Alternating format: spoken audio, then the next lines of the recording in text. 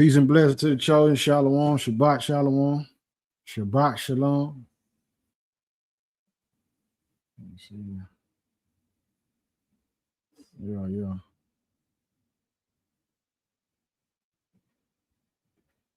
Get the audio set up. Drop a 7 in the comment for me. If the audio coming through clear, if you can hear me clear, drop a 7 in the comment for me.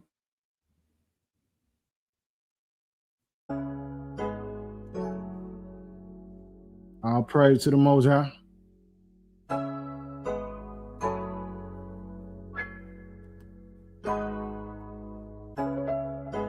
Drop a 7 in the comment for me if I'm coming through clearly, man.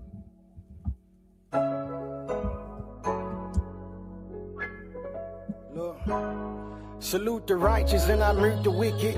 How you Christian rockin' Buddha printed true religion. Felt the change and I knew the difference. Moved the pivot, went from selling trees to selling soap and fruits with eucalyptus. Root of David, fruit of true repentance. When it's dead weight, who can lift it? A broken spirit, who can really fix it? They went half to make the baby, then went half just to kill it. They say crabs in a bucket, I say crabs in a skillet. That's on fire, homie. Keep that fire, homie, like a peacock, all these eyes on me. She may die lonely, grudge drove her crazy. Your hate for that man should never be stronger than the love for your baby. It's like I got the art of feel. I can tell when it's not as real. If it prevails, it was opposite. We'll complain about a simple life, homie, doing a life sentence. Psalm 34:7, I've been hard to kill. Home do the kundalini, home do the chakras. Talking everything kosher, home do the lobster. And Nebuchadnezzar's furnace is where the rebels meet. Foolish, strong delusion, do the hubris, can't accept defeat. They did you wrong, game telling you forget. Moved on, 2-inch memory foam, now I get better sleep. Sometimes you gotta let them go. They'll never know and they'll only see if you let it be. It's just a trick, it ain't legit without the father stamp. Survivor kid, the Bible lit like a lava lamp. You trust the one you listed as your power of attorney. Take the good with the bad, it's all healthy. Gain wealth through the wisdom, that's the power of the journey. Things roll a 4-time rim for our learning. They see freedom, I see Sodom and Gomorrah while it's burning. Cast down, Babylon is falling. And it's epic, tell the paramedics, never mind the gurney. Truth make the devil choke like smoke in the esophagus. They drop bones out the sarcophagus. We take the hatred as a compliment, honestly. Far as prophecy, we living it out. Epstein files, agents swerving in excursions. Bombed out, ran the higher, stirring up the purgings. Major businesses doing mass layoffs to keep from going bankrupt, a couple of them merging. Record clean, cops still make them nervous. World War, this the third one. Praying hard they don't draft our children for the service.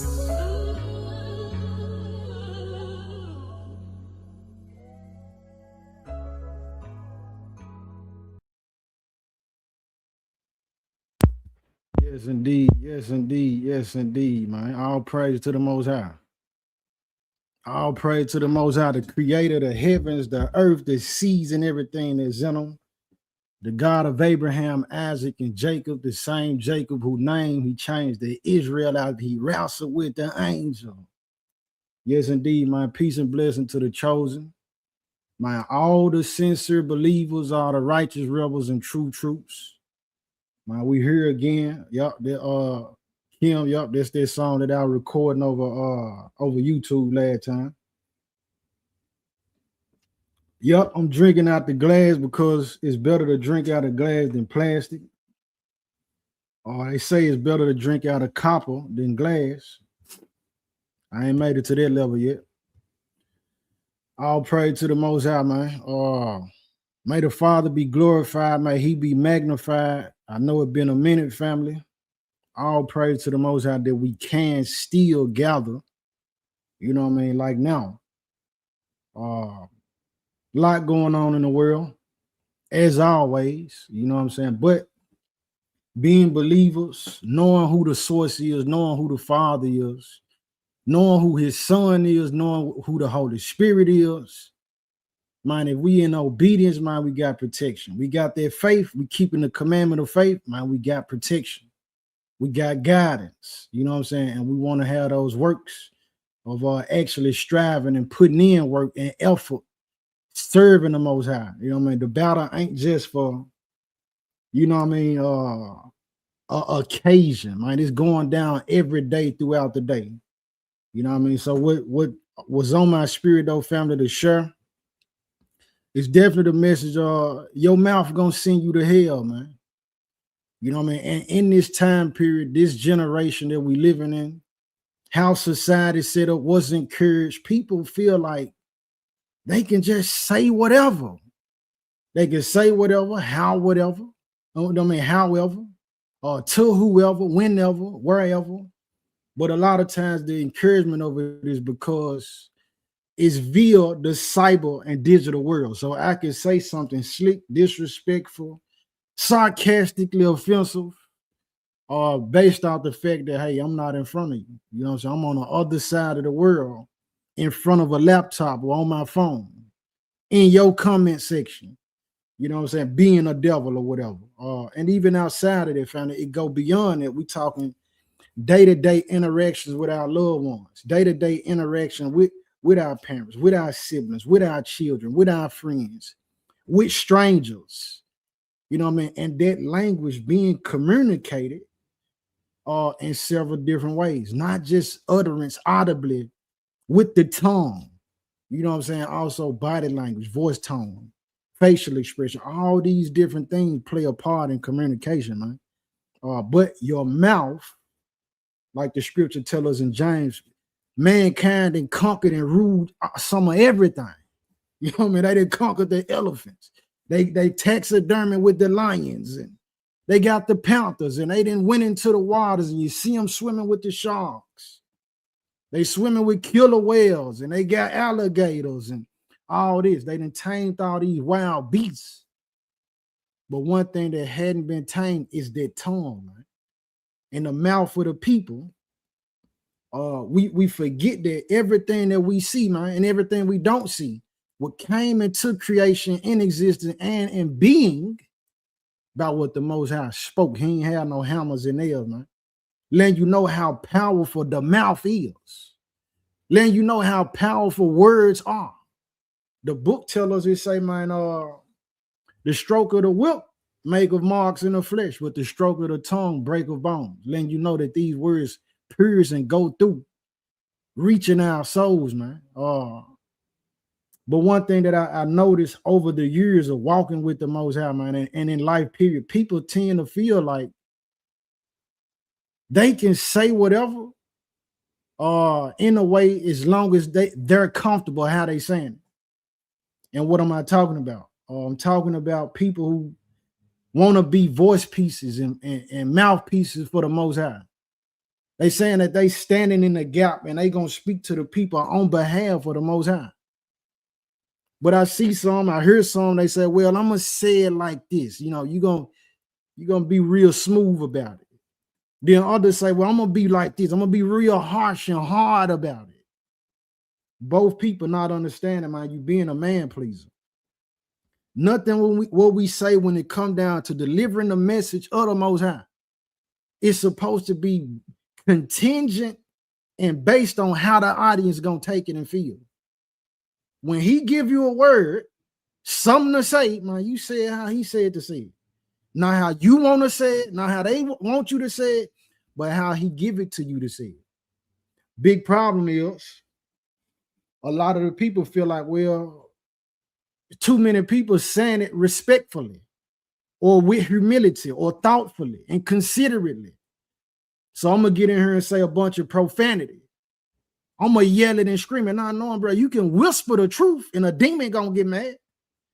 You can whisper the truth and a person to get all upset and irate. It's not the fact of how you saying it. It's just the fact of what you saying that got the impact. All right. So before I do that, though, you know what I mean? Let me get a quick update on the world thing. You know, I try to keep us astute on Sirach 5 and 15 will tell us, be not ignorant in any matter, small or great. A lot of people got a lot of questions right now. I need some tissue too. Hold on, fam. Hold up. Hold on. Let me see.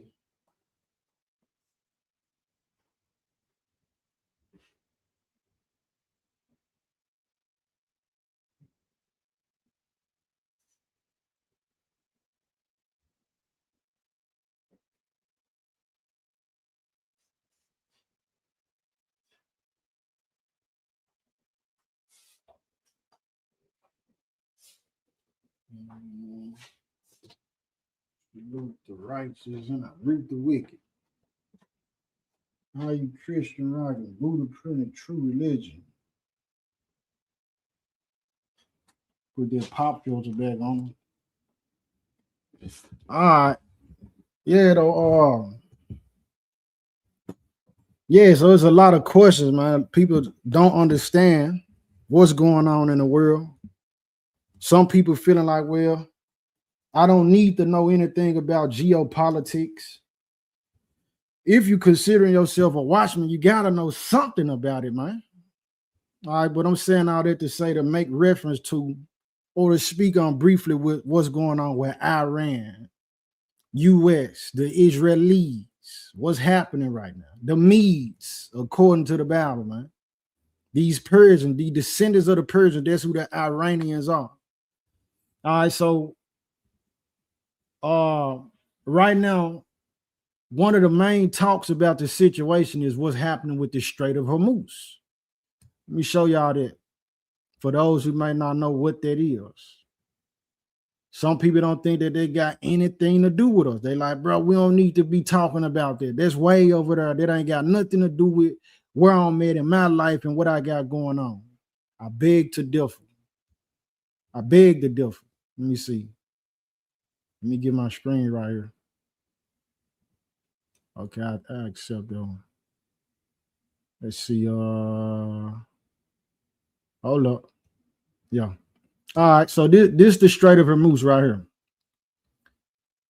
This right, Iran is here.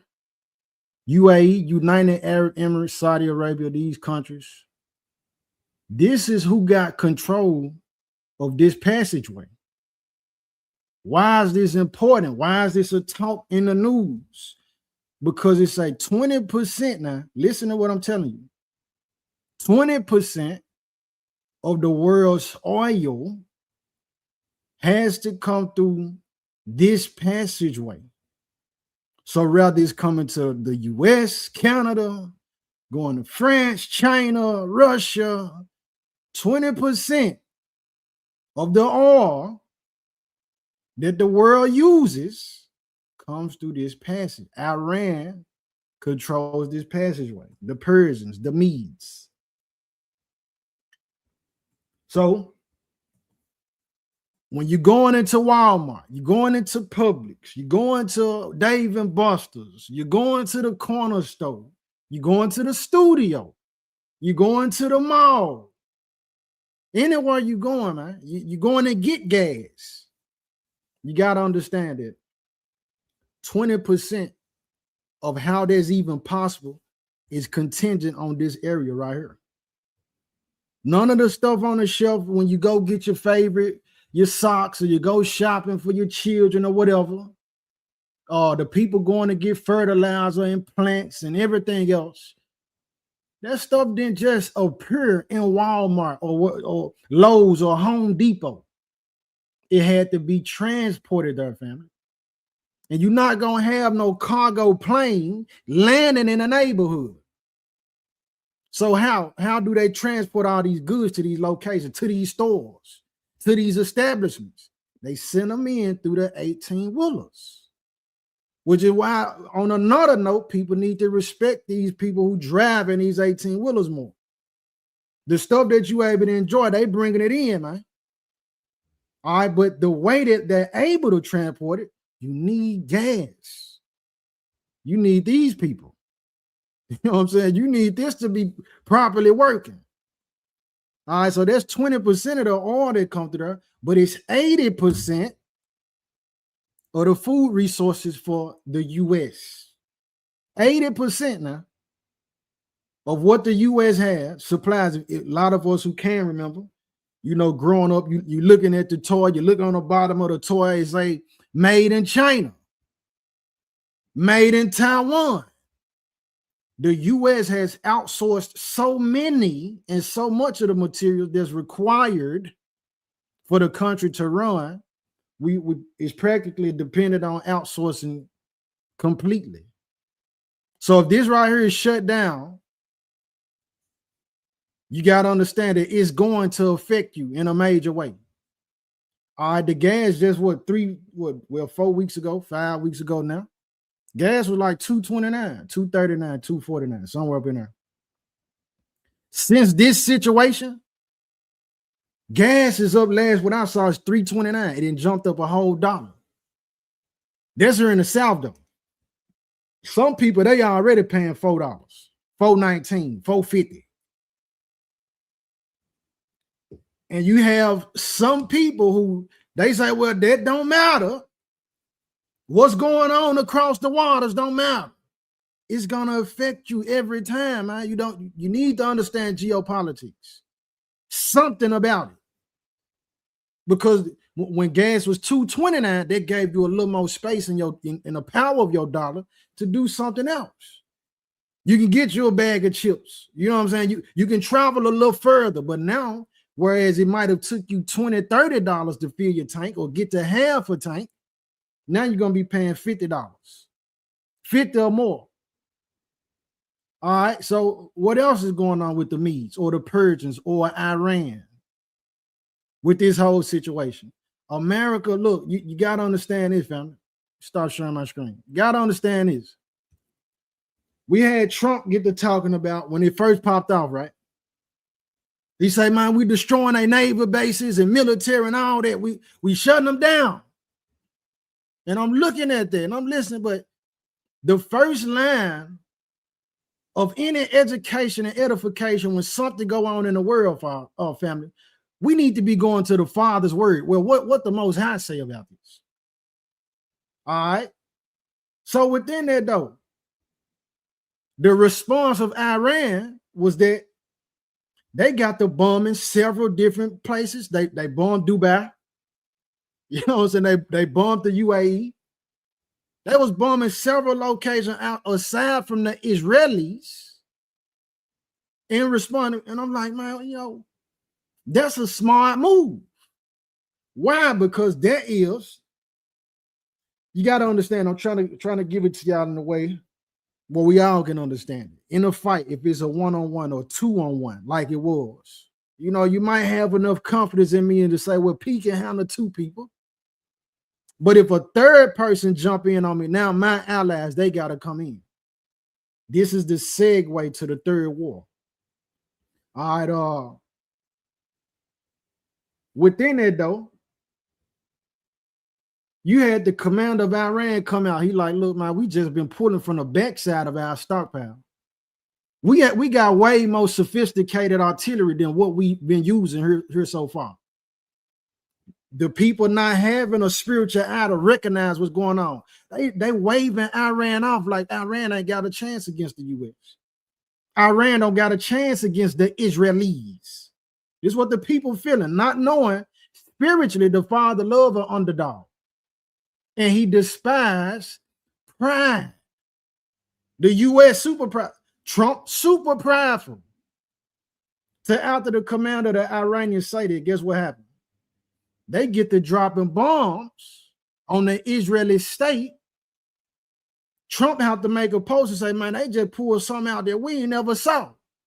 A rocket that splits and creates a cluster of even smaller rockets. So there's one rocket, there's one missile rather. When they launch it, yeah, it's one. But before it lands, it's a cluster of them separate from the main driving missile to where the Iron Dome get penetrated. Now you got the attacks being successful on the Jewish state.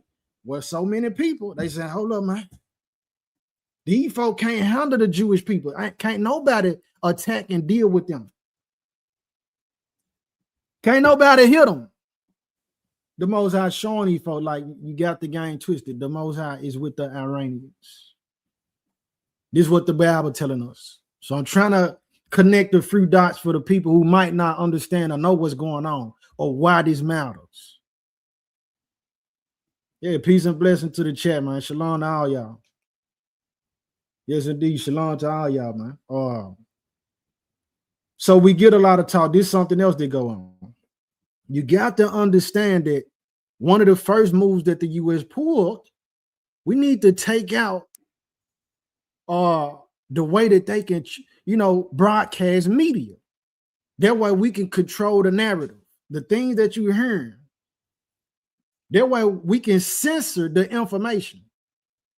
You got a lot of people who just listening to one side thinking that America is really doing an excellent job. Whole time, no, it's two sides of the story. And they censoring the information that we get definitely here in the U.S.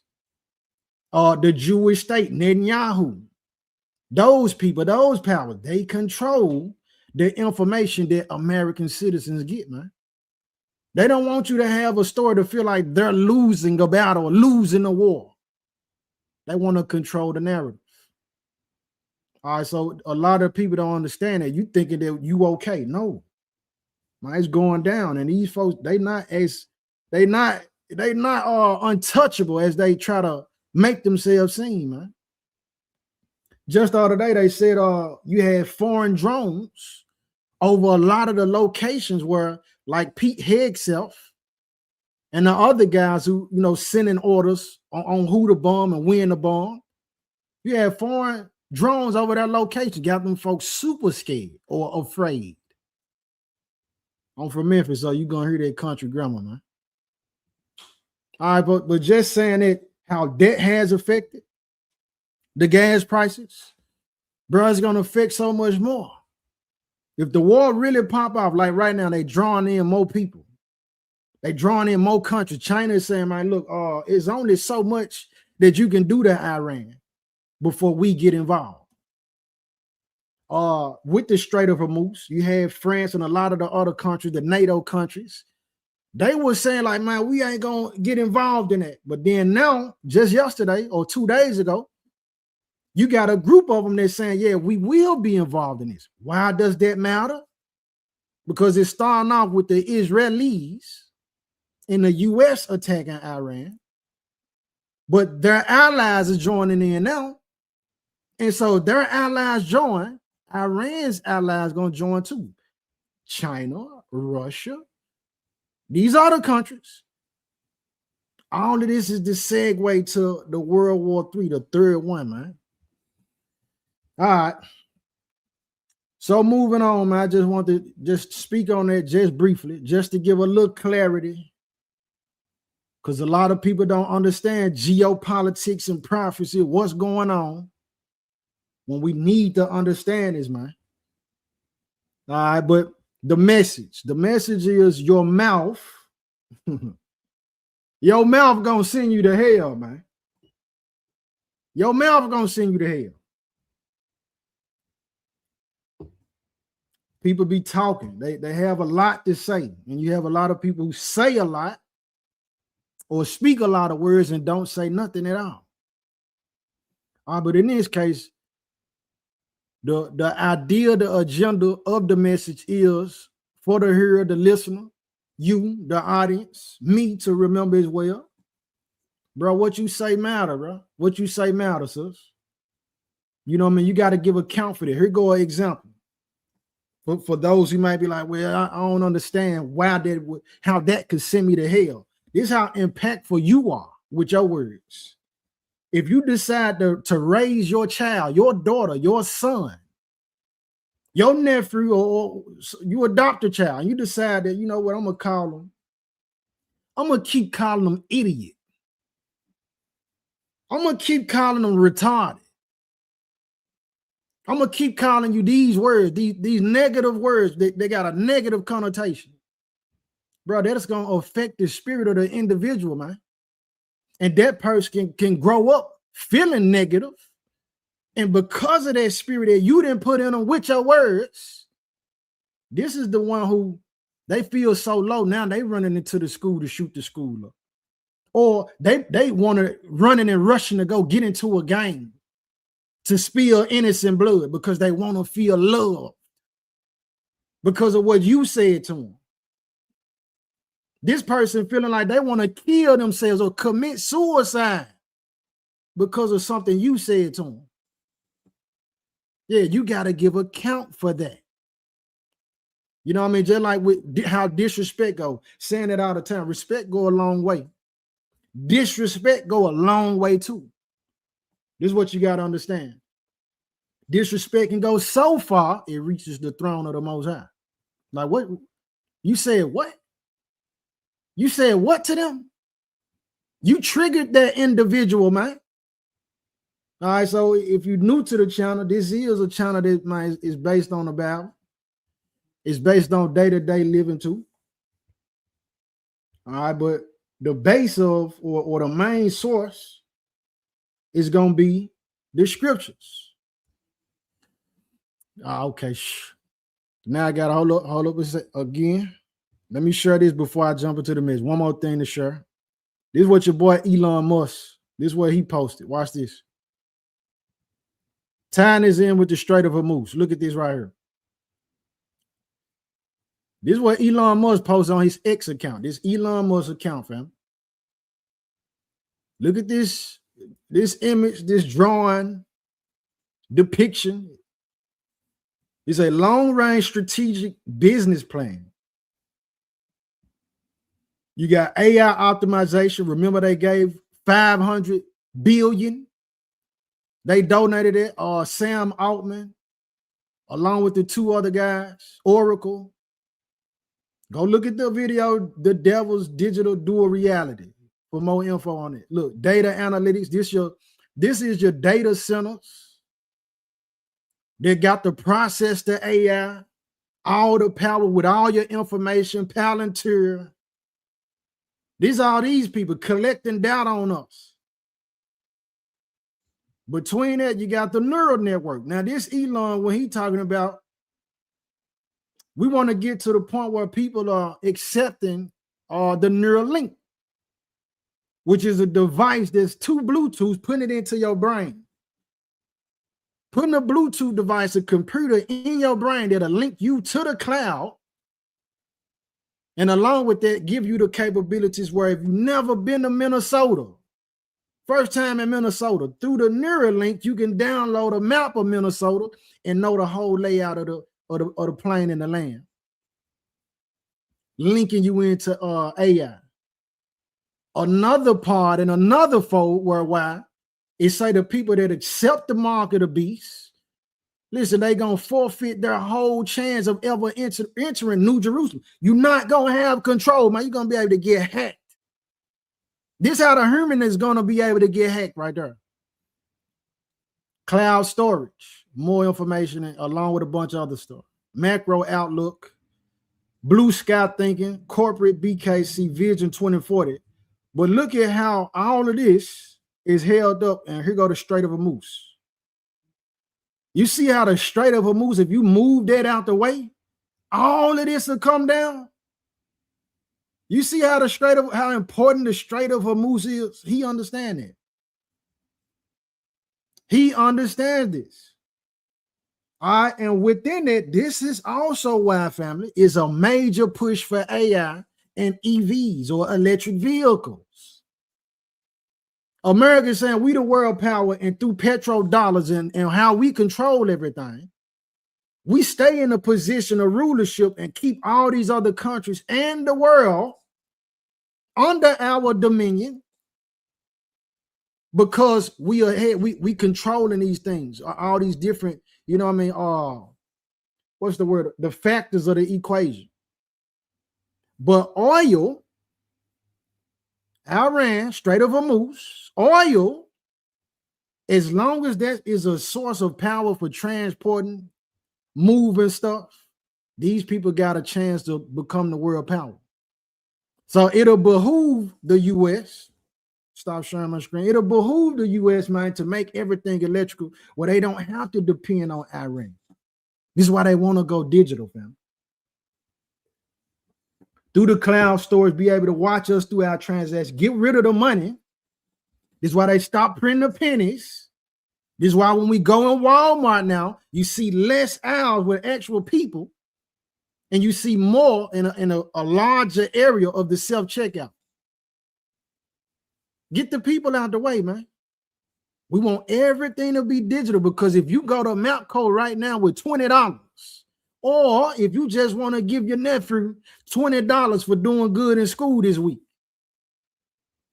digitally, you got to transfer. Okay, we know he gave his nephew or her niece $20. We know exactly what you did with that money. But if you got hard cash, hard copy cash, they can't track you. There's too much freedom and there's too much worry for these devils who want to keep, everybody under their nails, keep them under their finger, keep a tab on everybody. There's too much freedom. We need to know what everybody doing at every moment because they want to play and be in a position of the Most High, man. This is what it's about. So they want you to hit the like buttons. They want you to love social media. They want you to get the electric tattoos. They want to see how many people actually going to keep checking out through self-checkout. They want you to keep, Amazon is a key figure. Yeah, they want you to shop online instead of getting out and going to the store actually. All this, there's a whole nother message in itself though, man. Your mouth will send you to hell though. Let's open up with Psalm, man, the 12th Psalm. Your mouth gonna send you to hell, bro. Watch your mouth, man. Watch your mouth, sis. Watch what you say and how you saying it, man. It's gonna send you to hell, man. Control what you saying. You need to practice some self-control. The 12th Psalm, man. Verse 3 and 4. Or 3 and 4. It says, the Most High shall cut off all flattering lips and the tongue that speak of proud things. This is what you got to understand too. It's different modes of what I'm talking about in this message. If you and your partner, your friend, your neighbor, your sibling, your loved one, you always just got some flattering words for them, boosting their head up, you never checking them and getting them correct. The Most High say, man, I got a problem with you. That's fake, man. And let me say this while I'm at it, because you got some of us, we will correct our loved ones, but guess what? Even after we correct them, they still go on and do what they gonna do. Hey, man, that's on them. And that's a part of correcting your neighbor and going to your neighbor, Matthew 18, that I haven't heard a lot of people speak on. You go to him, Matthew 18. You talk to this person. You don't suffer the sin on them. You let them know, bro, you wrong for that. Sis, you wrong for that. You got some that they'll get even more belligerent and mad. Bro, you can't tell me nothing, my nigga. Get out of my face. This is how they be coming. This is how a lot of them come. I'm just being real with you, how we go. You can't tell them nothing. You can't correct them. Hey, man, leave them be. You did your job. The blood is off your hands. Shake the dust off your feet. Yeah, but we're not going to be the ones who flatter. I'm just going to keep, oh, man, just telling you what sound good, tickling your ears. Doing it, man, you're going to go to hell for that too. You have a responsibility. We got a responsibility to make sure that we keeping it real with one another. We're not lying to one another. And a lot of people gonna flatter their neighbor because they want to get something from them. You're really being a manipulator. You're trying to get a benefit from this person. That's fake. That's not real. That's wicked. That's evil. That's wrong. Psalm 12 and 3 said, the Most High shall cut off all flattering lips and the tongue that speak of proud things. Look at me. I'm the man. I'm him. I'm her. These proud things. So proud that you get to putting other people down. So proud that you feel like, man, you don't got the answer to nobody, so you can say what you want to say. Bro, your words going to send you to hell. Especially the ones who want to take up the word, take up the Bible and say, well, I'm going to be a mouthpiece for the Most High. Bro, it's a certain way. We don't belong to you. The flock ain't yours, it's the Most High. So it behooves us to say how he wants us to say it. Deliver the message how he wants us to deliver it. And if he truly called you, when you look at the book, he say everything written aforetime was written for our learning. When he chose Moses, Moses didn't even feel like he was fit for the job, man. Like, man, it gotta be somebody else.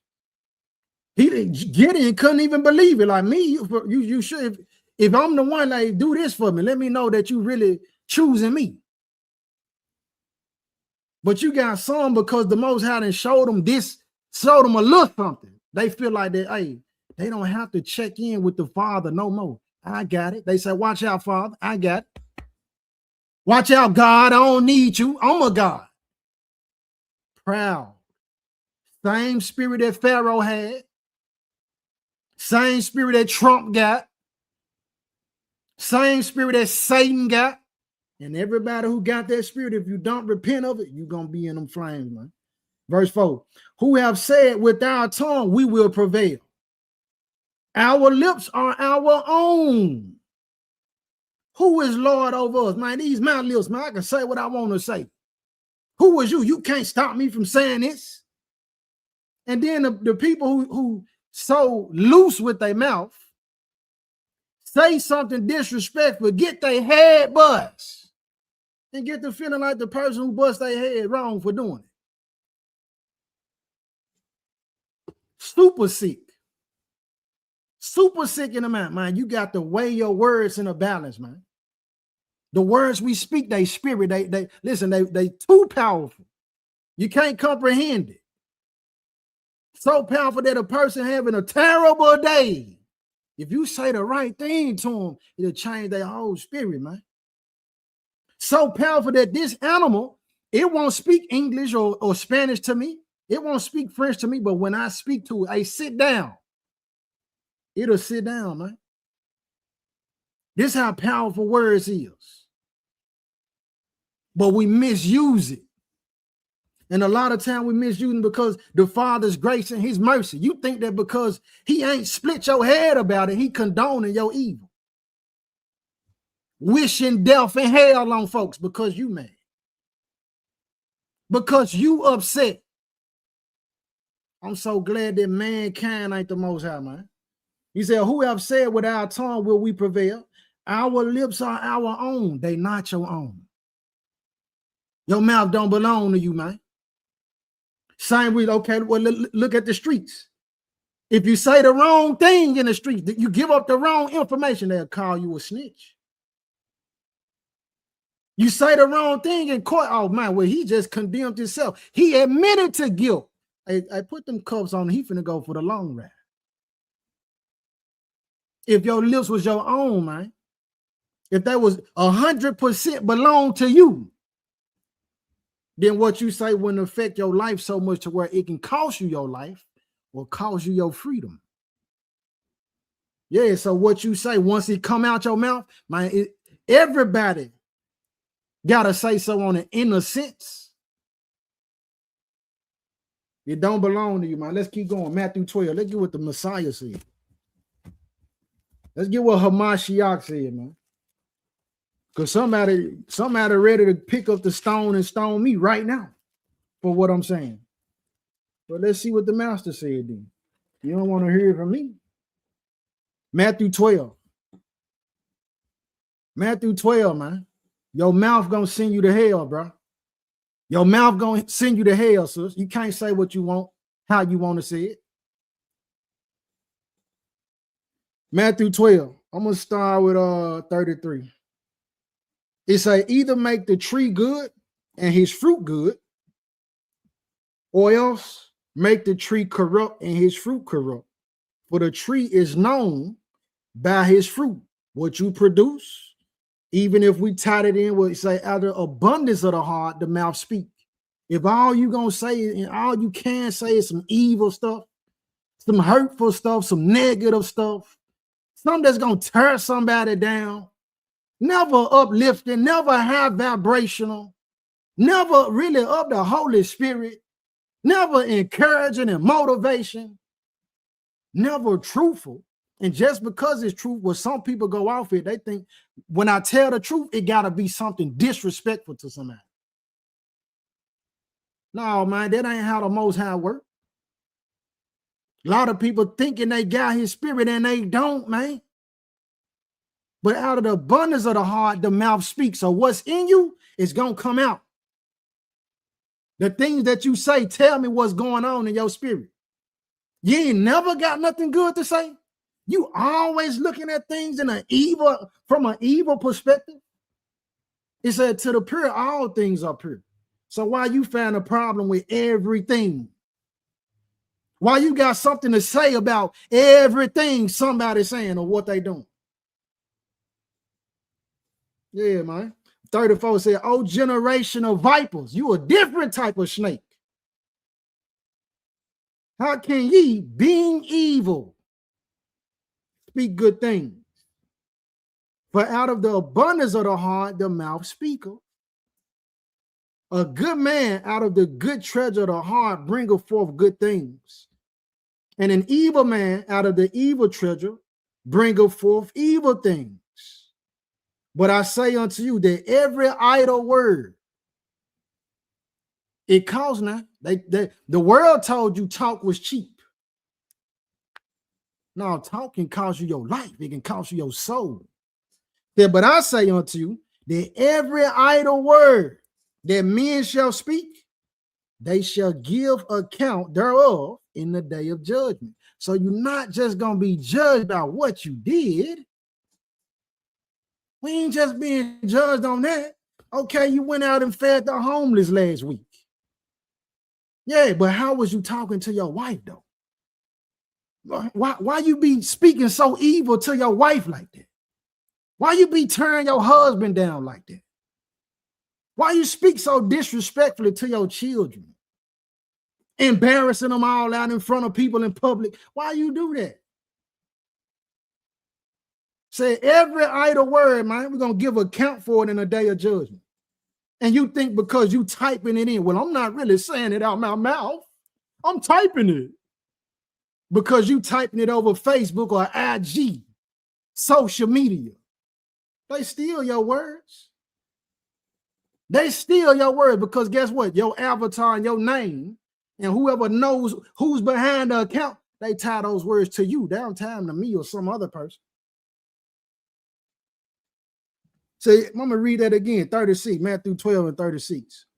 But I say unto you, this is what the master said. The one who got the power, hey, my nay, no, he ain't coming in her. She ain't coming into the kingdom. And the one say, yeah, man, that's my guy right there. I love her. Yeah, let her come in, Father. She good. This who's saying it. This the doorway. He said, but I say unto you that every idle word that men shall speak, they shall give account thereof in the day of judgment. For by thy words thou shalt be justified, and by thy words thou shalt be condemned. Hey, hold on. You said, this is what you said. You straight up had a major problem with this individual. Now, why did you say that? Well, because I really was just mad because everybody was liking his status. Condemned. You're going to be condemned for that. So you're going to be justified or condemned by your words. Man, what is your reasoning? What is your reasoning for saying the thing that you say? Like I said earlier, you got people who they feel like it don't matter how the world see them. Yes, it do, man. It matters what people think of you. It said you got to have a good report without. This is what the book tells us. So if the report of you on the outside is that you are a person who don't got control of yourself, you somebody who's a liar, you're a whoremonger or a whore, you're a witch, you somebody who's abominable, you're an unclean person, you're a robber, you're a thief. All it is now, you a rebel against what's righteous. Man, if that's your report on the outside, man, that matters. Because the report of the people who the Father actually anoint and put his hand on, it go even beyond the people and what they think of the individual. They say, man, hold on, man. I had a life-changing experience with this individual. Now let's keep going, man. Sirach, I'm in Apocrypha. In the Apocrypha, bro. He said the truth gonna spring up from the earth. So things that have been hidden, knowledge and information that has been hidden over the years and ages, Most High bringing it all out, man. I ain't none of it gonna be able to be hid. We in Sirach, man, or Ecclesiasticus, chapter 27. If you got a 1611, this ain't no hidden information where I'm dealing with some dark arts or something, man, you can download this, bro. It's accessible to all of us. There's 14 of those missing books that's missing from the canon. For those who don't know, Sirach or Ecclesiasticus chapter 27, though. Let me see. I'm gonna hit 3 first. It says, unless a man hold himself diligently in the fear of the Most High, his house shall soon be overthrown. And even with that fear translating to reverence and respect of the Most High. You know what I mean? I'm gonna be mindful in all my interactions, but I'm not just gonna go out and say no filter like a lot of people do. They think it's a good thing. They feel like there's something to clap about. Man, you ain't got no filter. Now you need a filter, bro. You need a filter, sis.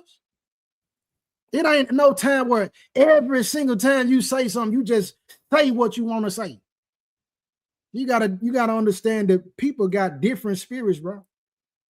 Everybody receive information differently, so you can't deliver it the same way that everybody. What work for that individual might not work for this audience. We gotta understand, man. All right. 4, it says, and when one sifteth with the seed, as when one sifteth with the seed, the refuse remaineth, so the filth of man in his talk.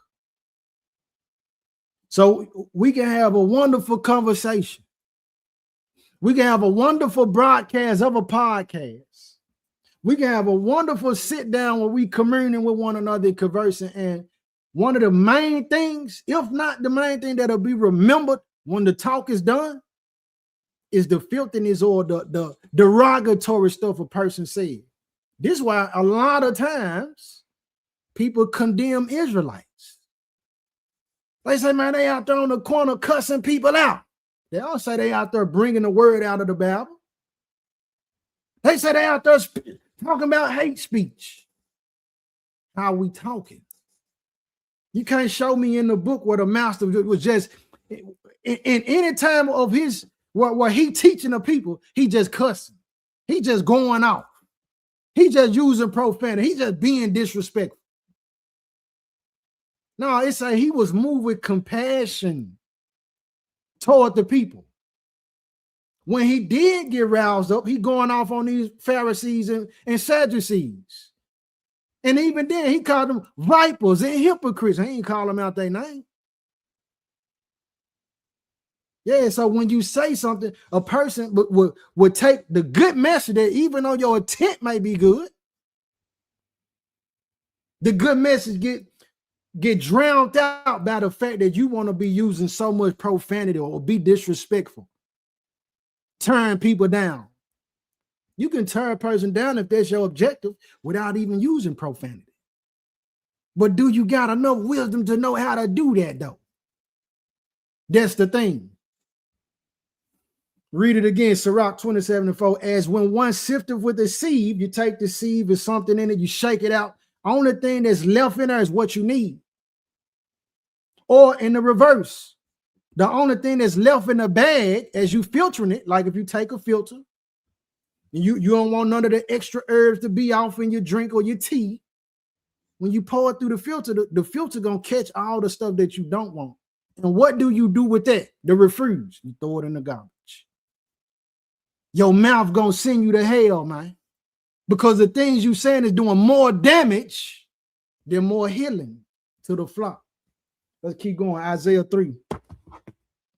Let's go to Isaiah. Now, this is somebody who the master quoted a lot, who the Messiah quoted a lot. Isaiah chapter 3. He quoted Isaiah a lot. Let's go here. Isaiah 3. I'm gonna start with verse 1. Isaiah chapter 3. Y'all get there. Write it down. Write these verses down.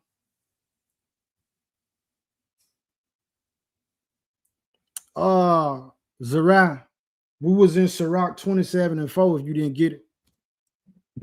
Excuse me. We started off at Psalm 12, verse 3 and 4. Then we hit Matthew 12:33 down from there. Man, your mouth gonna sing you to hell, man. How does let's say what I'm saying is not valid information. Let's say, man, the Father don't care about how we talk. He don't care about how we speak. He don't care about how we speak for him or about him or to his people. Let's say that that's the case. Let's read this. I'm gonna start at 1 so we can get more of the context. Isaiah 3 verse 1 says, "For behold, the Most High power of hosts do take away from Jerusalem and from Judah the stay and the staff, the whole stay of bread and the whole stay of water." So what sustains Jerusalem and Judah, these kingdoms, our people? He said, I'm going to take it away. Verse 2, the mighty man and the man of war, the judge and the prophet and the prudent and the ancient. I'm going to get rid of your soldiers. I'm going to get rid of your wise men. Said, I'm gonna get rid of the elders that got the information, who could tell you about like what went on before you got here, so that you won't have to question your own history. So I'm gonna get them out of the way too. Verse 3 said, the captain of 50 and the honorable man and the counselor and the cunning artificer and the eloquent orator, even the people that know how to create these different devices and stuff that you're gonna need day to day. Even the one that know how to orate or convey his messages in such a way is beautiful and everybody can just understand. So I'm gonna get them out the way too. I'm gonna get the speakers out the way. Verse 4, and I will give children to be their princes, and babes shall rule over them. What's the problem with that? It's a foolishness is bound in the heart of a child. So how can a child lead or be over these people? Verse 5, it says, and the people shall be oppressed, everyone by another, and everyone by his neighbor. The child shall behave himself proudly against the ancient, and the base against the honorable. So it's going to be reversed. It ain't going to be no respect there. It's going to be a lot of disrespect. This is what he's telling us. But keep in mind, everything he's saying, he's going to give you the reason why he's going to do this. Every time you read in the book where the Father sent a punishment, he sent a fire through somewhere, he sent destruction, he always tell you why. Is you're going to find it somewhere in that chapter or within those chapters, you're going to find a word is because, or it's going to say therefore. All right, verse 6 says, when a man shall take hold of his brother of the house of his father, saying, thou hast clothing, be thou our ruler, and let this ruin be under thy hand. In that day shall he swear, saying, I will not be an healer, for in my house is neither bread nor clothing. Make me not a ruler of the people.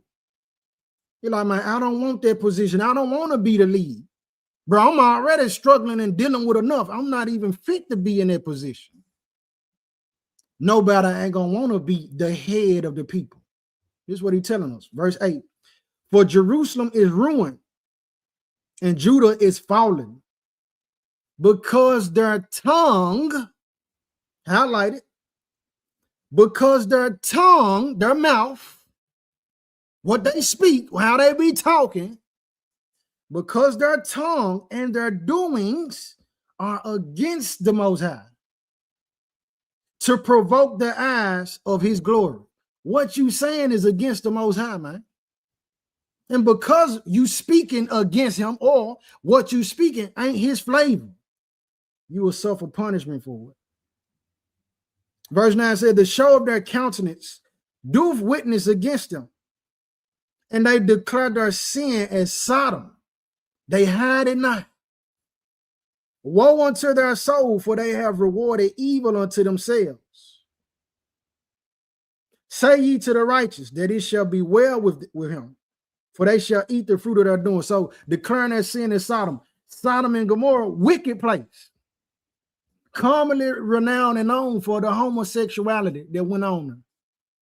But it was more than just homosexuality. These folks were proud of evil and wickedness. They had no shame. They had no filter on their evil, man.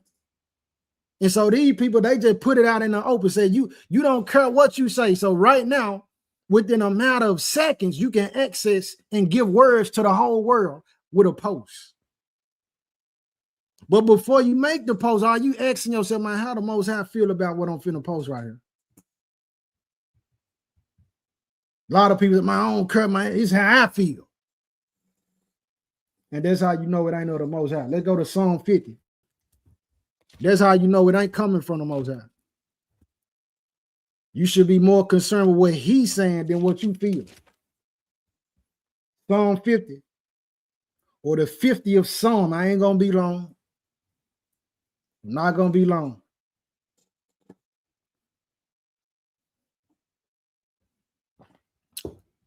Bro said it sounded like Rehoboam, son of Solomon. Yeah, Psalm 50, verse 19.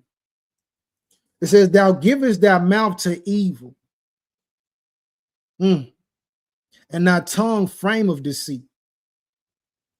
Thou sittest and speakest against thy brother. Thou slanderest thy own mother's son. So a lot of people, your mouth gonna send you to hell because you the one backbiting and running around telling and speaking on your own brother, your own sister, your own sibling. You talking down about them to somebody else. What glory do the Most High get out of that? How is the Most High being glorified by you slandering your own brother, your own sister? This gonna send a lot of people to hell, your mouth. And in a lot of cases, instead of going to the brother or the sister who you got the issue with and addressing it with them, you go talk to somebody about them who don't know nothing about the situation. In a lot of cases, trying to get people to feel the way you feel, to look at your brother or your sister with the same evil eye that you look at them with. And that's wicked, man. Your mouth gonna send you to hell. All right. Let's see. Verse 21. Said, these things hast thou done, and I kept silent. So the Most High didn't check you on it. He peeped it. The Father see it. He like, okay, I'm gonna give you enough chance for you to stop that, though. He said, and I kept silent. Thou thoughtest that I was altogether such an one as thou said. You thought I approved of that. You thought I liked, you know what I'm saying, that I was okay with that. This is what the Most High letting us know. No. Again, people thinking because the Most High ain't split their wig, because he ain't sent an evil angel to them, that he condoned their evil and wickedness, that he condoned the sin. He okay with it. No. And then in a lot of cases, the Father sing a chastening. He might let you get sick or something. And the person never connect the dot to say, well, I'm feeling like this because this is actually a consequence for the evil speaking that I put out over the airway. They never make it never enter their mind because they don't feel like they did nothing wrong. But your mouth gonna send you to hell, man. I say, I'm gonna read that again. These things hast thou done, and I kept silence. Thou thoughtest that I was altogether such an one as thyself, but I will reprove thee and set them in order before thine eyes. Now consider this, ye that forget the Most High, lest I tear you in pieces, and there be none to deliver. Whoso offer praise, glorify of me. So when you speaking all these evil and derogatory and nasty and negative and selfish, wicked things, is it praising the Most High? Can it 100% be categorized and looked at as praise for the Most High? Got to ask yourself that. And to him that order of his conversation aright, they cognizant, they conscious about how they talking and who they talking to, and not in no fake manner. Like, no, I'm not talking to you to kind of make you feel like, oh, he's smart, or to, like I said, to flatter you. We talked about that earlier. I'm gonna be real with you. I'm gonna be my authentic and genuine self. But I'm also gonna have the Father in my mind to make sure that as I'm communicating with you, I'm communicating in a way that knowing the Father is present and taking account of what I'm saying, that it's in a way that he would deem is pleasing in his sight. It says, and to him that ordereth his conversation aright, will I show the salvation of the Most High. Look at how powerful what you can say is in the eyes of the Most High. He said, man, if you order your conversation right, I'll show you my salvation. So your mouth can send you to hell, or it can get you into New Jerusalem. I'm not saying that it's completely 100% based on what you talk about. You know what I'm saying? But I am saying that it plays a part. It is a factor in the matter. Let's go to Proverbs 21. Let's go to Proverbs 21. Hey, shalom, shalom, shalom. Peace and blessing to the chosen. Shalom. Blessed New Year to y'all. All the saints, all the sincere believers. Excuse me. Proverbs 21:23. It says, whoso keepeth his mouth and his tongue, keepeth his soul from troubles. So the person that actually, look, man, we ain't just blurting out something. We ain't just because we driven in our emotions, we sad, we want to get on and talk. Because we mad, we want to talk. Because we joyful and feeling like we happy right now. We want to rush and run and go talk and speak and go live. No, the book even tell me to be instant in season, whether you feel like it or not. So emotions ain't got nothing to do with it. A lot of time we got to be doing the work whether we feel like it or not. It don't matter how you feel. But in this case, it's saying, whoso keepeth his mouth. You mindful of what you say and how you talk and when you doing it. Who you doing it for? It says, whoso keepeth his mouth and his tongue, keepeth his soul from trouble. So you running your mouth so much. This is why you having all these problems. This is why you can't get ahead. This is why you don't really have a support system. Your mouth. This is why you can't get help the way you think you deserve it. Your mouth. This is why you ended up homeless. This is why you ended up in a fight. This is why you end up losing your job. This is why your family end up falling apart. Your mouth.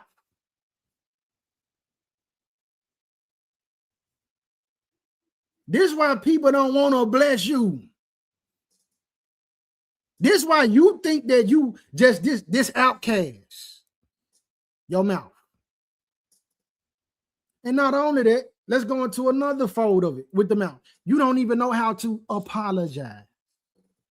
You don't even know how to ask for forgiveness. You don't even know how to say, I'm sorry. Your mouth gonna send you to hell, man. You got all these good works. You do all this, you help all these other people, such and such, but your mouth, the way you talk to your parents, the way you talk to your children, the way you talk to your friend, the way you talk to yourself. Because how you talk to yourself, you start believing, thinking that the Father is like that. And now you get to talking to other people like that. You thought he was like you. No. He said, as far as the heavens is from the earth, his ways ain't like ours, man. Your mouth. You don't know how to control your tongue. It's not impossible. Let me see what I wanted. Let's go to Proverbs 13. Proverbs 13.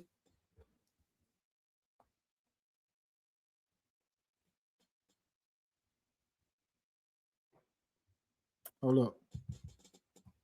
I'm writing too fast sometimes. Let me see. Proverbs 18. Proverbs 18. Salaki, forgive me. Excuse me. Proverbs 18, verse 6. It says, a fool's lips enter into contention, and his mouth calleth for strokes. Man, you gonna make somebody hit you in your mouth, man. You gonna make somebody hit you in your mouth about what you saying. You can't just be talking to people like that. You can't just say what you want to say to people and think that because whatever you feeling or whatever state you in, or because of what's going on in your life and what you've been through, or you think that it's going to be okay for you to just disrespect them. Like, no. Everybody's measure is different, bro. Her measure is different than yours, sis. You think it's okay to be sarcastically offensive. You think it's okay to be yelling and screaming, and she ain't with all that. She like, man, I'm finna hit her in her mouth. And she got her head wrapped on fringes, and she still godly when she get through putting hands on you. You gotta understand this. It said the fool's lip caller for strokes. What you saying can get you hurt, man. Put you in a lot of unnecessary situations that you don't even have to be in. If you would just take more time to just think about what you're saying and not feel so much so like you got to say something, you wouldn't even have as much troubles as you have. Verse 7, a fool's mouth is his destruction, and his lips are the snare of his soul. This is why you keep falling out with people. For one, this is why you keep falling out with folks. And you fell out with so many people to don't nobody want to deal with you. Don't nobody want to be around you because of how you talk. Yeah, and even in that, them want to separate from you. The Most High end up want to separate. I'm not dealing with that individual. Yeah, man. Sirach, we're going back into it. 28.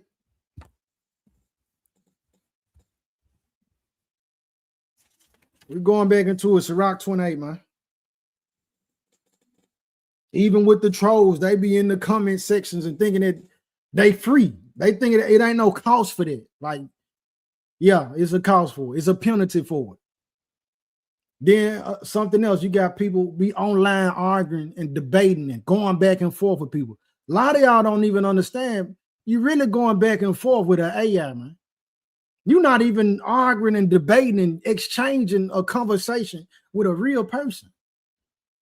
And then in other cases, you talking to a real demon.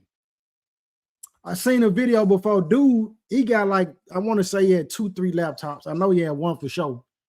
He say he wake up, his thing is, look, listen to this. He purposely go online, get under people's posts and say something against whatever they post.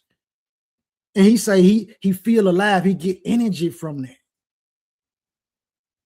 So you getting mad, upset, trying to argue with a troll or this person, that's how they really just want to pull some of your energy from you. They want to extract your light, man. Man, let them folk dwell in the darkness that they in already. Let them dwell there already, man. Sirach 28, verse 24. It says, look that thou hast thy possession about with thorns, and bind up thy silver and gold. So when we got things of value, we make sure we got it secure. You got people going to buy safes.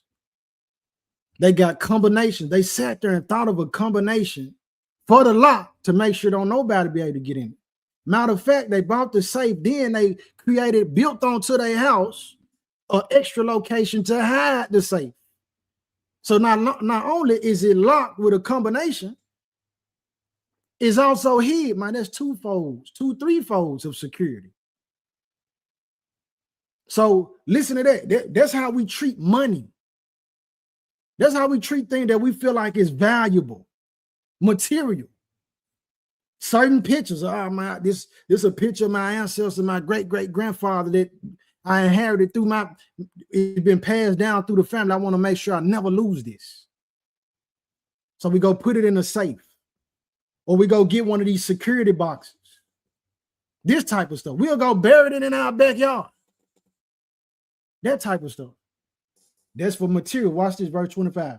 And weigh thy words in a balance, and make a door and bar for thy mouth. So the same way that you're looking at this material, like, man, I need to make sure that this is secure. This is super valuable to me.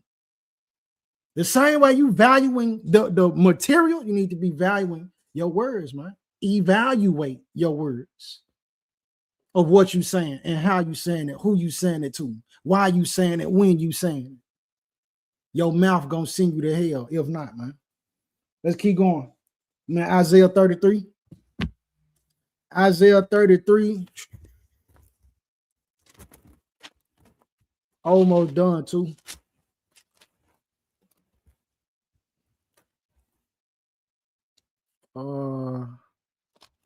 I did something. Okay. Isaiah 33. Hold up. Let me get there. Isaiah 33, verse 15, where we starting at. Isaiah 33, verse 15.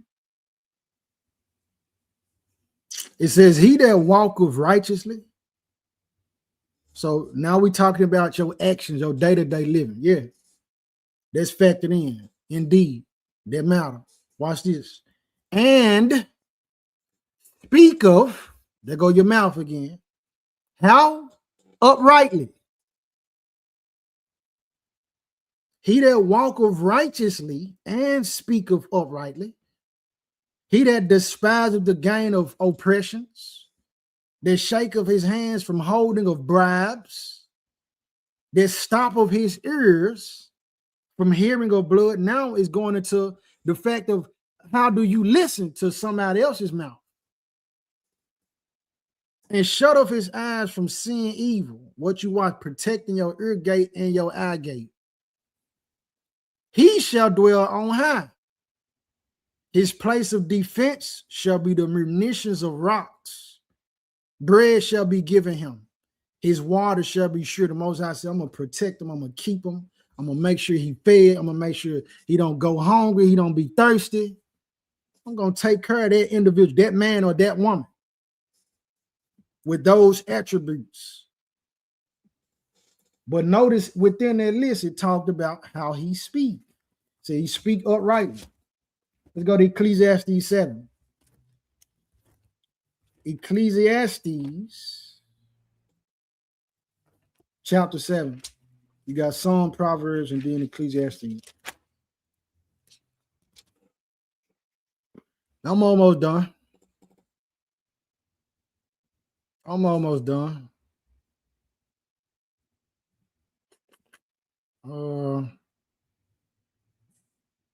That's what we're gonna do right there. That's how that go.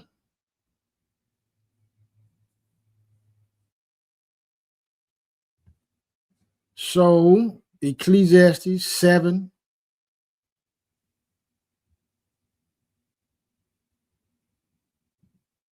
Let's see, Ecclesiastes 7, verse 5, where I'm going to start it. Yes, indeed. Shalom, shalom, peace and blessing to the chat, my everybody. Especially those of y'all might have came in at a later time. Go back and review the video. Your mouth going to send you to hell, man. Not per se you, but for those individuals, you know, the Father's word going to hit his target. Ecclesiastes 7 and 5. It says, it is better to hear the rebuke of the wise, the correction. Hey, you wrong.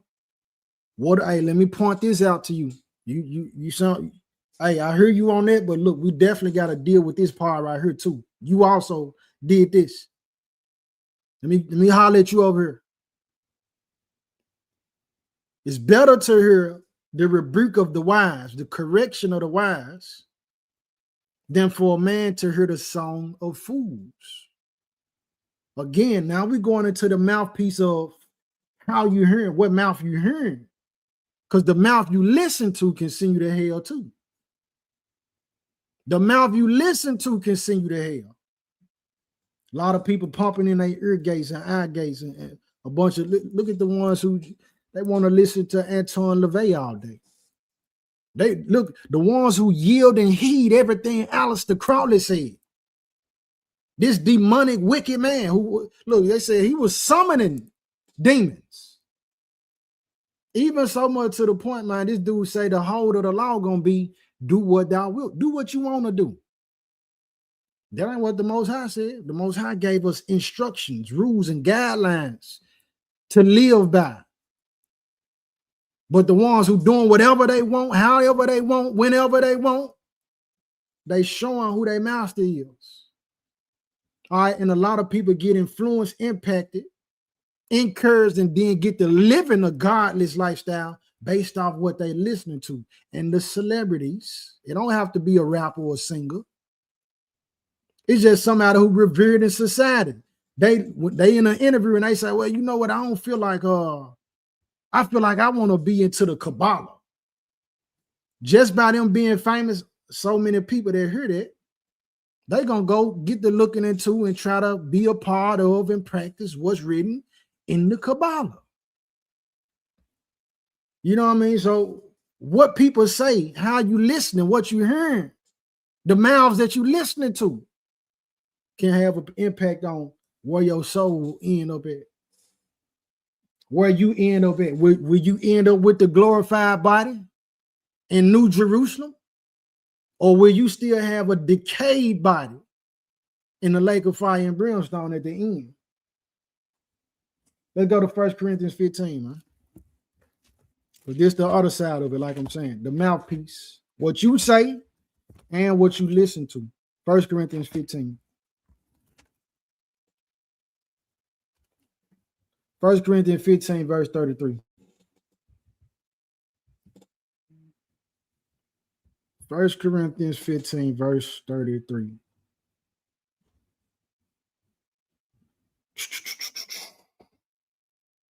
It says, be not deceived. It says, don't be tricked. Don't be fooled. Don't be swindled. Don't be finessed, little bro. Don't be finessed, little sis, little cuz. And don't be finesse. Don't be lied. Don't accept the lie. Because the world and so many other people agree to it and they doing it. Don't think that that's right. Be not deceived.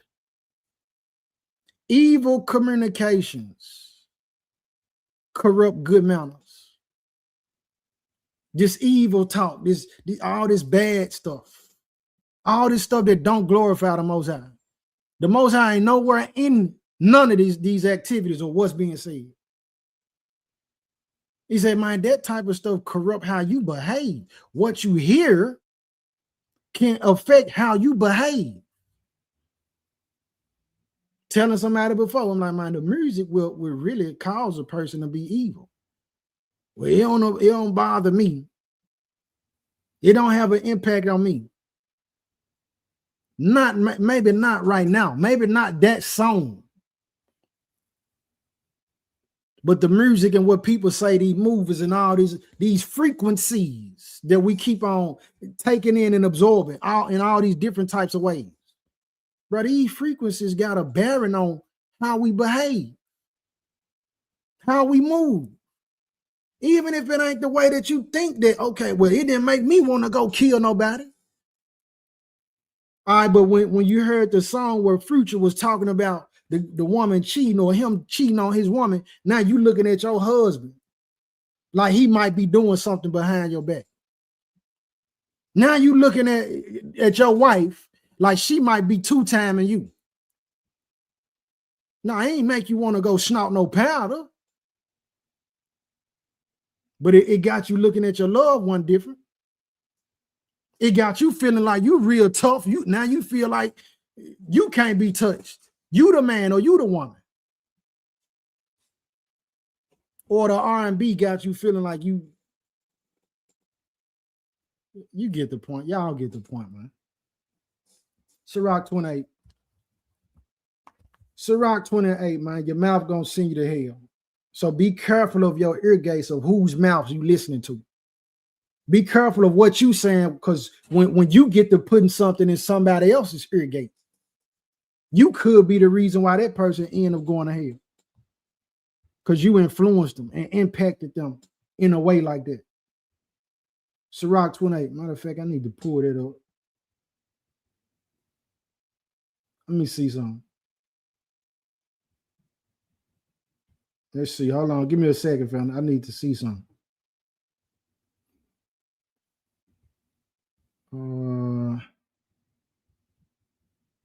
Hold up. Weekend of Faith.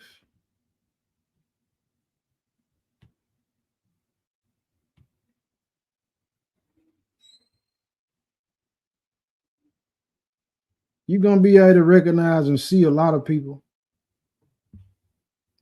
who do operate like what I'm talking about. You're going to be able to see it. And it's going to get worse because the master already told us. He said, the generations, as the generations constantly come, the state of them is going to get worse, just like when a person possessed with demons. And then the demon is casted out. So that demon leave, go get 7 spirits more wicked than itself in return. And the last state of that man is worse than the first. He said, even so it is with these generations. Yeah, I'm going to close out with that 1 Corinthians 8. But we in Sirach 28, man. Sirach 28, verse 17. There you go. It said, the stroke of the whip maker marks in the flesh. So the belt, you know what I mean? Some being abused, getting hit with extension cords, getting hit with clothes hangers. And it's not to trigger nobody. I'm just speaking the facts and the truth of what went on with individuals in their household, in their upbringing.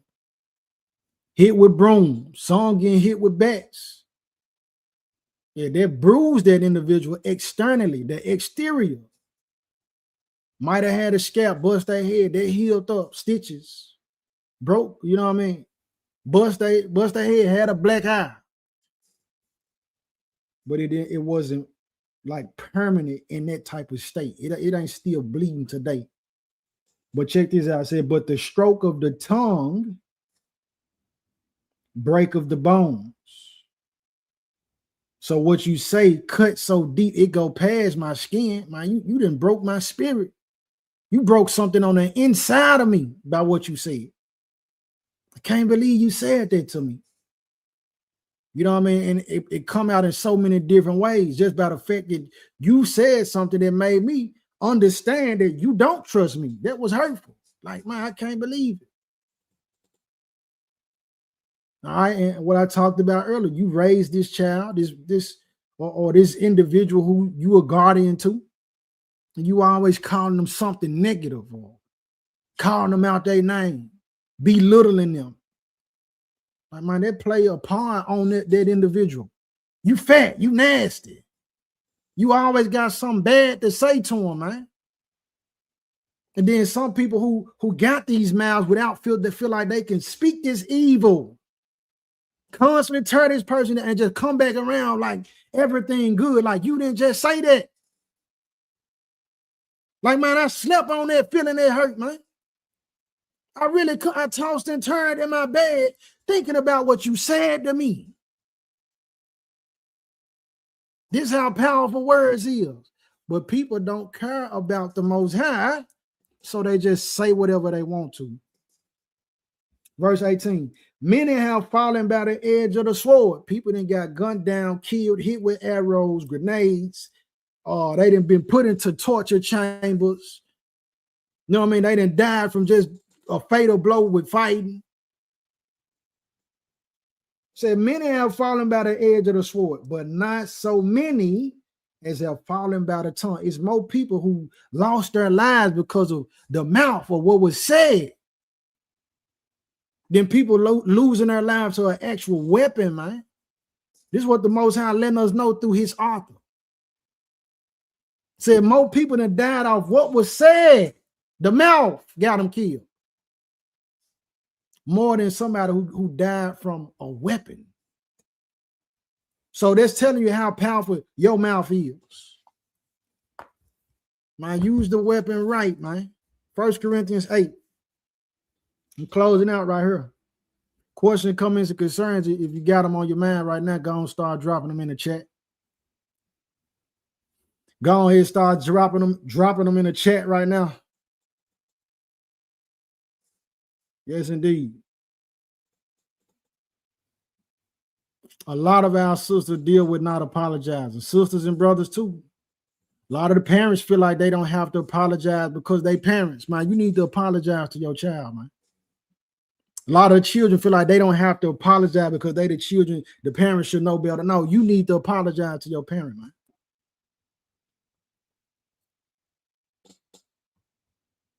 Feeling like because we friends, we buddies, I ain't gotta tell you I'm sorry, bro. Look, you owe me an apology. I deserve an apology. And I'm not even talking about me. I'm talking about us as a people in the world when we handling and dealing with one another.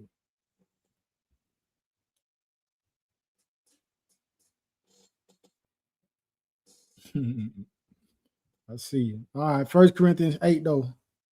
1 Corinthians 8. Verse 9. Yeah. It says, but take heed lest by any means this liberty of yours become a stumbling block to them that are weak. So you got this liberty or this freedom to be able to say, you know, you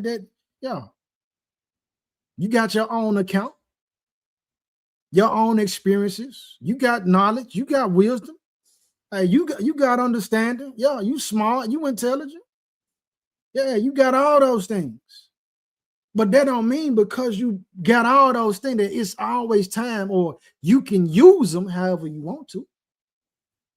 To let your liberty become a stumbling block. So now, because I see that you feel like it's okay to get drunk and teach the word, or because you feel like it's okay to get high and teach the word, or you feel like it's okay to just let the children run wild and curse and use profanity or whatever, man. Yeah, because you fornicate or being a whoremonger or adulterer. All these sin, man. Because you feel with malice and bitterness. Because you say, hey, now I'm finna bring you around a couple of the brews, but the one with the longest beard or the one with, you know, the sister named such and such, don't say nothing, but you want to watch her. She real evil. She real slick. This somebody who knew. They don't know her. They don't know him. Their experience, the experience you had with that person might not be the same that they have. But here it is, you trying to sow something in their spirit before they even meet them. Or you don't even gotta be talking about fellowshipping in the word. I got worldly people in the audience too. Well, not me. People who listen. You bringing them to the family reunion. Yeah, my auntie, she crazy. Don't, you know what I'm saying? Just like, look, man. Don't be poisoning nobody's perspective and polluting how they look at individuals. Let them get their own experience. And you got people around here right now feeling like they're watchmen because they go and tell other folks business. Come around a person purposely just to see what they got going and find out, okay, what's wrong in their house? What's paying attention more to you than they paying attention to their own children. Get a little info and go run and say, tell the next person, hey, yeah, he's such and such or she's such and such. And consider themselves to be watchmen for doing it. Talebearers or polluting. Why you ain't, did you go to that individual and talk to them about the thing that you sharing about their life or whatever they battling with before you went and told this other person?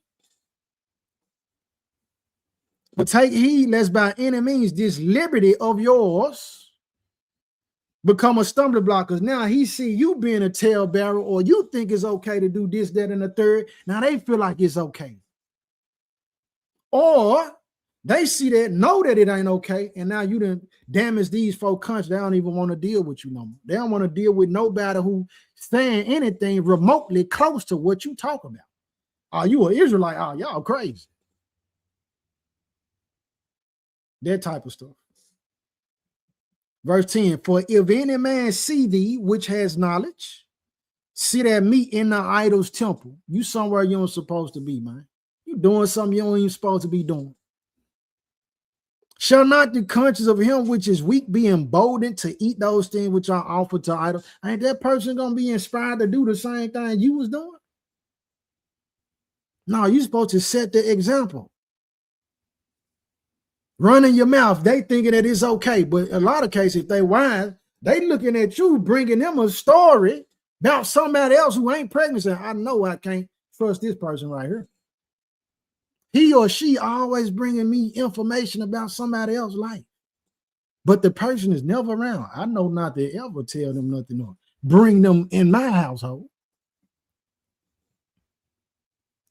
Devil got them fooled thinking that they doing something. Verse 12, and through thy knowledge shall the weak brother perish, for whom Christ died. You supposed to know better. But by you operating like that in front of this individual who weak in the conscience, they still babes. They don't understand why you doing what you're doing or what you saying. They don't even know you. And you just posting this stuff over social media. They don't know. But because of that, and you expose them to that prematurely, it's that, man, it's a question. And through thy knowledge shall the weak brother perish, should they die? Of whom Christ, for whom Christ died, the master laid his life down for that individual. They don't belong to you. So you can't handle them any way you feel like you want to. You can't handle his word any way you feel like you want to. Verse 12, but when ye sin so against the brethren and wound their weak conscience, ye sin against Christ. You sin against the Messiah. You sin against the anointed one. So what we do and how people see us and how we operate with one another, and in this case, how we talking to one another, about one another, and for one another, bro, it matters. Your mouth gonna send you to hell, man. Watch what you say. Before you say it, man, ask the Most High. Really, and if you feel in any kind of way but peace before you say it, man, really go to the Father a few times. Father, is this the word? Are you okay with me saying this? Is this okay? Do you want me to say this? Should I not say this? Yeah, but everybody not checking in with the Father because that's not the head of their life for real. And a lot of them running their mouth saying, yeah, I love God. But none of their actions show that they do what God say. Will show you that they don't love God for real. Everything that the Most High done said, they found a way to make it fit their life instead of them fitting what the Father said how to do it. They say, I'm going to serve him how I want to serve him. Not how he told me he want to be served or should be served. That's wicked, man. Yeah, fam. So that's all I got, man, for tonight. Drop comments, concerns, questions in the chat if you got any before we close out. Man. Yes, indeed, Kim. No one is exempt from apologizing, and the faster we do it, the better. Yeah, you actually free yourself. You actually free yourself from a prison of misery. We got a lot of people around here who don't understand, bro. You don't want to forgive somebody, but look, if you don't forgive, you can't be forgiven. Keep holding that grudge. That grudge gonna send you to hell. That unforgiving heart, that malice The fact that you want to keep finding ways to condemn this person and you ain't let it go yet, man, look, that's going to send you to hell. Going to be in the lake of fire, man. He said we got to be like little children. And when you discipline a child, man, you could discipline a child right now. 2 minutes later, they hugging on you and playing like it never happened. It be these overgrown adults, these people who don't got no humility. They ain't looking for the Most High for real. They want to be glorified. They not looking to glorify the Messiah. They don't care about the Holy Spirit. It be these people holding grudges. Like I done said before, be holding something against you. They'll say, well, because Peter didn't give me $20, I ain't gonna come to the function that he set up. You ain't gonna come, so you holding it against me. Okay. Let me make it better the way that I originally put it. I'm not gonna come to the function because of something that I said to this individual. Okay. But when the individual need my help, the same thing that causes them to keep me at bay don't cause them to reject the help that they're asking me for. Why the grudge don't keep you from accepting help from me? Why the grudge don't keep you from asking me for $20 or some kind of favor? But the grudge will keep you from coming to help me or do something that I feel like will be joyful. That's wicked, man.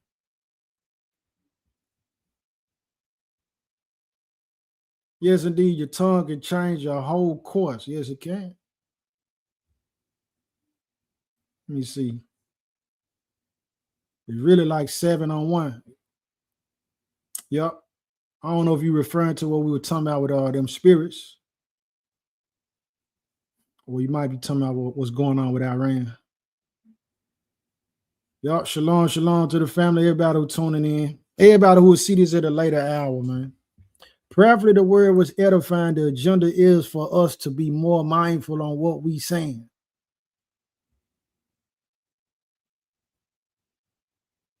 Let's see.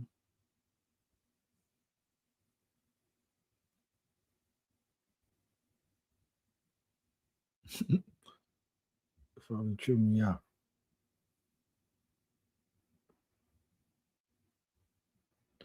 Yeah. Let me see. Mine, Houston Bruce. Shalom, shalom. Huh?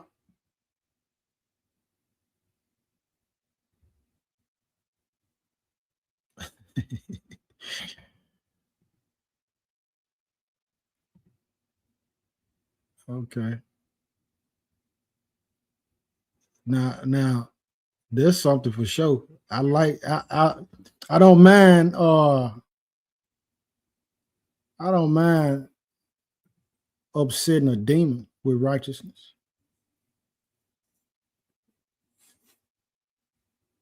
Yeah, and it's always a point.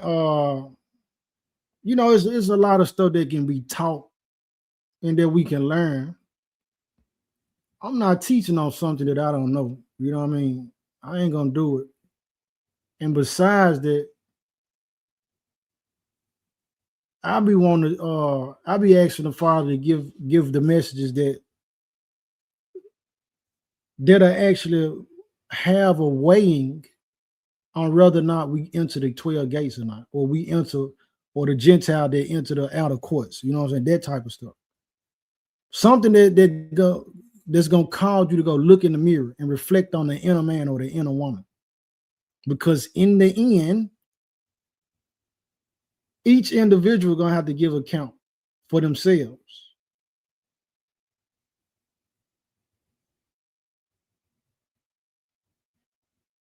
Yes, indeed. Trying to see what else y'all saying over here.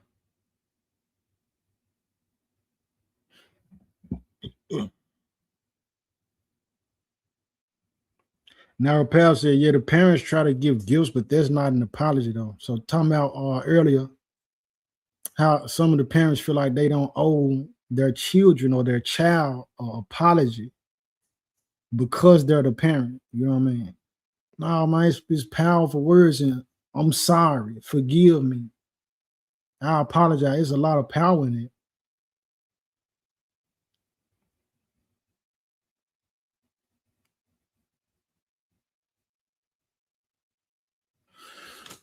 How do you deal as an adult? How do you deal with a parent who was mentally, physically, and verbally abusive? How do you honor them? Well, as an adult, I would think that maybe at this point you might not be living with the parent. You honor them first and foremost by honoring the Most High. Through that, what you gonna do? You're gonna be respectful. You got people who they thrive off arguing, they thrive off chaos. So you come around, and I'm not saying that this is the case with you and your parent or anybody, but let's just say this dad, this father, or this mother, every time you come, they picking with you and they want to fight. Man, you at some point you would think that you've gained enough understanding to know, well, when I know what's gonna trigger, or when it's starting up, I gotta get away from you. Okay, now you slinging mud. You starting to get, usually it start, you start talking about, being slick. And then after you get slick, you start want to put your hands on it. So I'm finna go on here, get out. I love you, Mom. I love you, Pop. I'm gonna see you next time. I'll see you later. Go get in the car, pull off. Go outside, you walk away. You know what I mean? That type of stuff. That's honoring them instead of getting engaged into an argument with them and fighting them. You actually putting your hands on them, or you saying something to them. You know what I mean? Because when the words come out of our mouth, we can't take them back. You know what I'm saying? What's another way of honoring them? Pray for them. Pray for them. And I know in different cases, like there's a major challenge because the abuse is like it's different. You know what I mean? It changes a person. And it's hard, but that don't mean that because it's hard, it's impossible. You know what I mean? So you can honor them by not giving energy to those scenarios where they might want to be physically, mentally, or verbally abusive.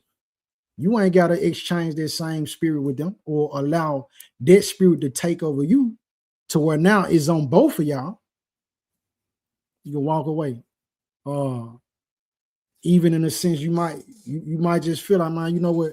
Despite how my parent, my father or mother take this, my guardian take this, those who may be raised by your grandmama, granddaddy, I just want to do something special for them. So you give them a gift.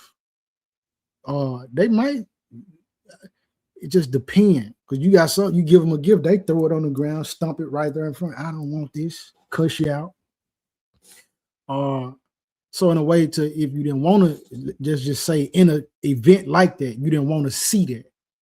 You know what I mean? Even if they threw it away, stomped it or whatever, mail it to them. You know what I'm saying? That type of stuff. It's just different ways. Different ways, man. But respect it, to sum it up, for the most part, I would just say respect. You know what I mean? Respect them. Probably that answers your question though.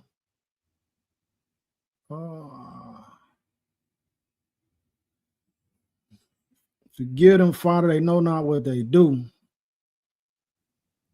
Let's see.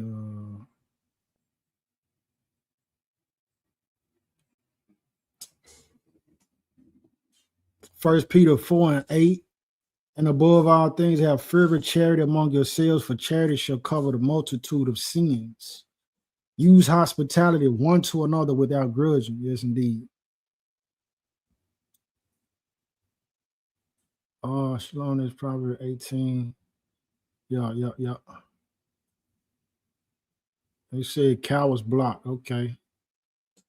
Cowards block. I don't know nothing about no cowardness, but it's super strange. It's super weird, and you gotta be super miserable. You gotta be really miserable to be subscribed to my channel. Don't like me, but always present. You know what I'm saying? Like, what? You ain't got a life, do you? You know what I mean? So it's okay. It's balanced though. I appreciate the Most High for it because everybody shouldn't be agreeing with you, man. The devil got to pop up, and you know what I mean. He got his vessels too. Let's see. I'll pray to the Most High, man. If the message was, you know, you felt like it was powerful or anything, it's never me. It's always him. It's always the Most High. Trying to see what y'all saying over here on IG.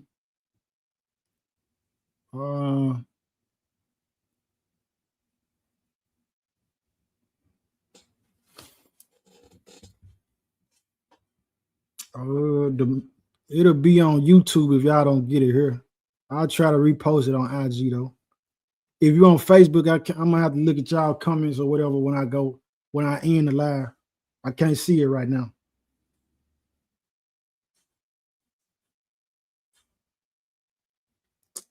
What happened to the soul who dies before the great judgment, but died in his sin? Well, let's go to Luke. Let's go to Luke. What happened to the person who died in their sin before the great judgment or their final judgment? Let me see.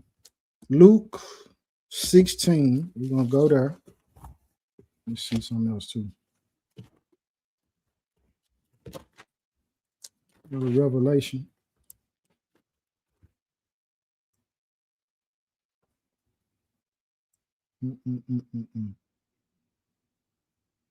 Revelation.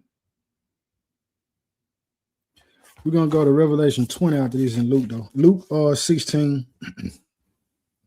Luke 16, verse 19 says, there was a certain rich man, which was clothed in purple and fine linen, and fared sumptuously every day. And there was a certain beggar named Lazarus, which was laid at his gate, full of sores, and desiring to be fed with the crumbs which fell from the rich man's table. Moreover, the dogs came and licked his sores. And it came to pass that the beggar died and was carried by the angels into Abraham's bosom. The rich man also died and was buried. So we understand here, this is the master speaking. These individuals died. The beggar being carried by the angels into Abraham's bosom. We can understand where he must have, even though he was poor, he was a righteous man or had righteous ways approved of in the eyes of the Most High. So the rich man died too. But what did it say about him? Verse 23, it says, and in hell he lift up his eyes, being in torments, and seeth Abraham afar off and Lazarus in his bosom. This is what happened to the individual who dies in their sin before the great and final judgment. The great and final judgment being the separation of souls of the righteous and the wicked. The righteous will be accepted into New Jerusalem. The wicked will go into the lake of fire and brimstone forever to burn with Satan and the false prophet, you know, and all those who align with the enemy. But it says in hell, he lift up his eyes. So he's dead. He's still conscious. He can look up. He can look around. He noticed Abraham. This is still a conscious. The person still got a conscience after they died. Verse 24 says, and he cried and said, Father Abraham, have mercy on me, and send Lazarus. He still remembered Lazarus, the same one that was eating from his table, the crumbs rather. He remembered that beggar. Like some say, well, when you die, you don't know nothing. You don't remember nothing. These folks not reading and comprehending what the book say, man. Now you gonna remember everything. Gotta have comprehension on what you're reading out there, Ecclesiastes. All right, it says, and he cried and said, Father Abraham, have mercy on me and send Lazarus, that he may dip the tip of his finger in water. He remembered what water is. He remembered what the tip of his fingers is. It says, and cool my tongue, for I am tormented in this flame. And Abraham says, son, remember that thou in thy lifetime received thy good things, and likewise Lazarus evil things. But now he is comforted, and thou art tormented. The ones that die in their sin before the great judgment, this is the holding place of those who die in their sin, who are not for the Most High. You go to torments. It's a holding place before your final judgment. Just like Abraham's bosom is a holding place for the righteous before the final judgment. Ain't nobody went into New Jerusalem yet. Remember, the book tells us it's coming here. All right, and he said he's gonna make a new heaven and a new earth. So we still dealing with the old heavens and the old earth right now. All right, 26, it said, beside all this, between us and you, there is a great gulf fixed, so that they which would pass from hence to you cannot, neither can they pass to us that will come from thence. So when you read Second Esdras, in that annotated, I see what you're saying. But when you read Second Esdras and it talk about what happened to the soul, the missing 70 verses, it tell you about what happened. And then it's reiterated again in Josephus. Josephus talk about it. All right, 27. It says, then he said, I pray thee, therefore, Father, that thou wouldest send him to my father's house. He remembered his daddy's house. For I have 5 brethren. He remembered he got 5 brothers, that he may testify unto them, lest they also come into this place of torment. Abraham saith unto him, they have Moses and the prophets. Let them hear them. So you got the Torah and the Tanakh. You got scriptures. Check this out. This is what Abraham said. Abraham ain't saying, oh, I love you. I'm going to find a way to get you over here. No. Once we take that last breath, man, we done sealed our fate, man. That's why the time of repenting is while we in this flesh, in these suits, while we in the land of the living. Now, once we give up the spirit, it's over with. It's too late. All right. And then you got those who believe in reincarnation.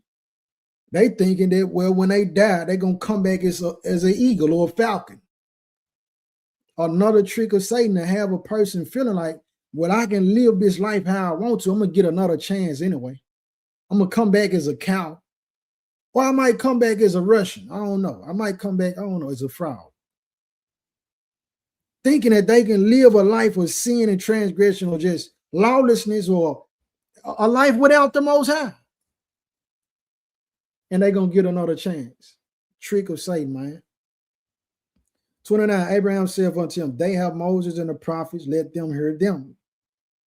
And he said, nay, Father Abraham, but if one went unto them from the dead, they will repent. And look, this is super powerful what the Messiah talking about. 31, and he said unto him, if they hear not Moses and the prophets, neither will they be persuaded, though one rose from the dead. The Messiah resurrected. They still don't believe. They still didn't believe. And even today, people don't. You know what I'm saying? So it's like, you can't convince these folks. It's some people, they going to go to hell because that's what they want to do, man. It ain't nothing you can say or do that's going to change them. They really feel like the mindset of a lot of people, the mentality, they feel like New Jerusalem or heaven is going to be boring. So they rather go to hell. They feel like hell is going to be where they part. Satan and tricked them again. Said it's going to be a party in the flames. It's going to be a party. It's going to be a party. It's going to be a party. Yes, it is. Not the kind you think, though. Not the kind you think,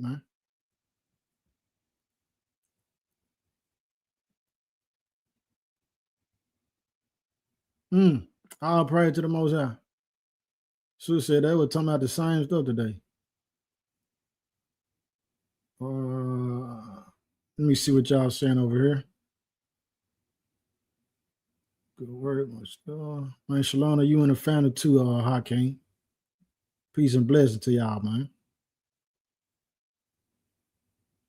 Got on, I will cut me on a couple things. Praise the Most High. And cuts let us know, man, we need healing, man. It's a very fine lesson. Bless you and family. Bless you and your family. Good lesson, son. Love you from all. I love y'all too, ma. I love you too, Princess Honeybun. And all the family over there. There's my soul in it.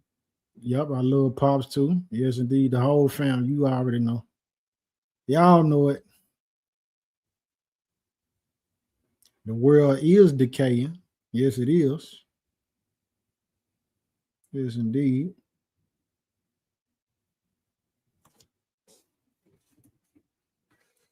Well, I guess that Corey, I guess that depends on who you asking.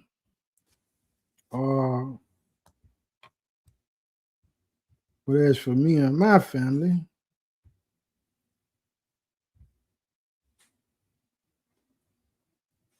we're gonna be doing the Passover April 3rd. The night of, sun go down. We're gonna be feasting then. Yep. Yep, but I don't see no more questions, comments, and concerns, man. It's not a party. Yeah. They think it's a party, sis. Yep. All right, man. I love y'all. I miss y'all.